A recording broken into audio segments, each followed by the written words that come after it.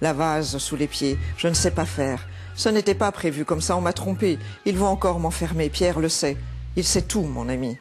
Je perds pied. Insondable pensée d'un schizophrène, manipulation conjugale, polar psy et voyage dans les affres de la folie, la souffrance d'une femme tombée éperdument amoureuse d'un homme malade, un roman noir récompensé par le Grand Prix 2013 des écrivains lyonnais. C'était un grand moment d'émotion, je n'y croyais pas, enfin je ne l'attendais même pas, c'était même pas d'y croire ou pas, c'est-à-dire que pour moi voilà, il n'y avait aucune raison. Je pas du tout écrit pour avoir un prix, ni pour être...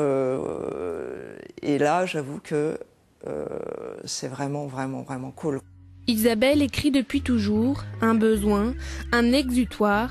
Jamais elle ne termine ses récits, mais cette fois, elle s'obstine, couche sur le papier une histoire, son histoire. C'est des choses qui me sont arrivées, bien sûr. Je pense que ça transpire dans mon bouquin. 18 ans d'une vie, mais on va dire vraiment pourrie par quelqu'un. Personne ne voulait reconnaître que cette personne était malade. Si on avait su, on aurait eu les armes. Isabelle est arrivée à Lyon il y a une dizaine d'années. Dans cette librairie, elle achètera son premier livre, signera ses premières dédicaces.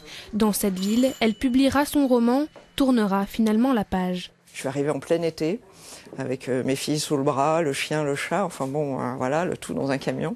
Et j'ai été fascinée par la lumière sur les bords de Saône, tous les marchés et puis les gens qui vivaient. Son deuxième livre paraîtra à la fin de l'année. Cette fois, les insondables pensées d'un homme rongé par la culpabilité.